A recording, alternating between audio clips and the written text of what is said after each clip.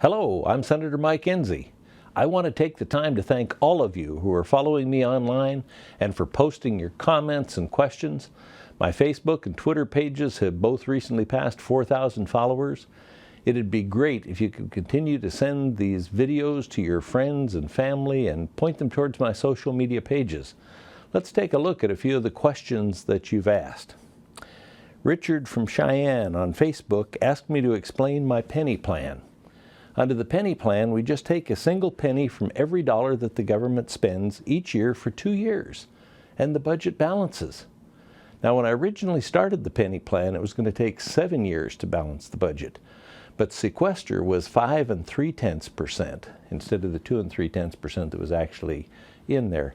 That accelerated it the equivalent of 5 years. So it makes it 2 years instead of 7 years. Now, we probably need to go a little beyond that and start paying down some of the national debt so we don't pass that on to our kids and our grandkids.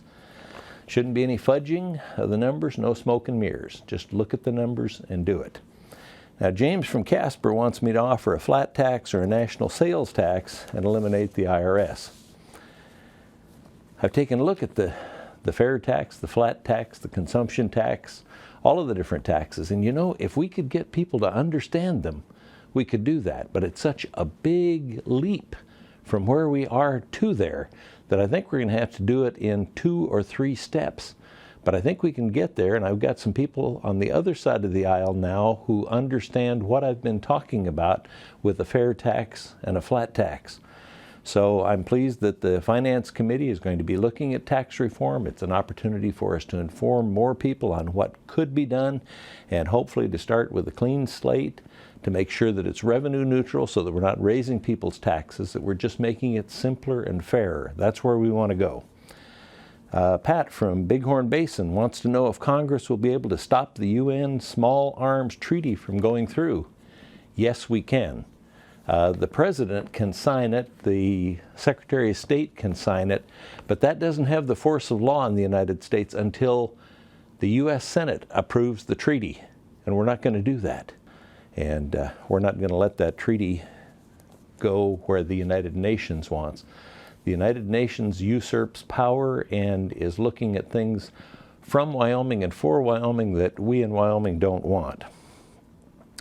Hank from Green River told me to take charge and bring back the system of checks and balances in order to stop the casual overthrow of our democratic government.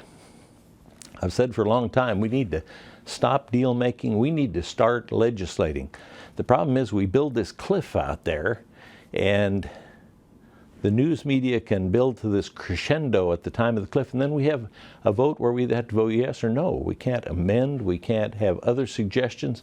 It's the wrong way to do it, and we wind up in the wrong place. And then if we don't get it exactly right, the President usurps powers that he doesn't have and goes ahead with it. The only check and balance that we have on that one is to go through the courts, and the courts take a while. But we did reverse the National Labor Relations Board recess appointments when he did an illegal appointment. He turned in the names in December and went ahead and recess appointed him in January when we weren't even in recess. Curtis from Green River told me it seems that I'm scared Obamacare might succeed, and that's why I don't want to fund it. Not at all. There are parts of it that are in place already.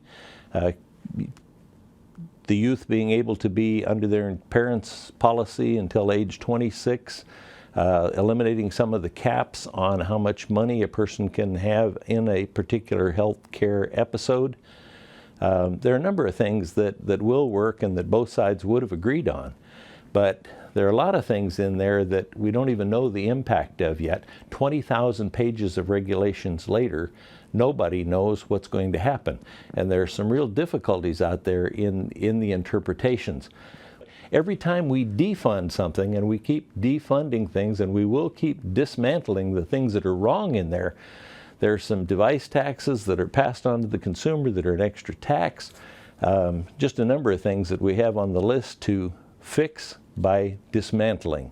And that apparently is what we're going to have to do, because they want to just push this thing through that's going to be a huge tax on individuals and on small businesses, and it's going to drive the cost of insurance up, not down.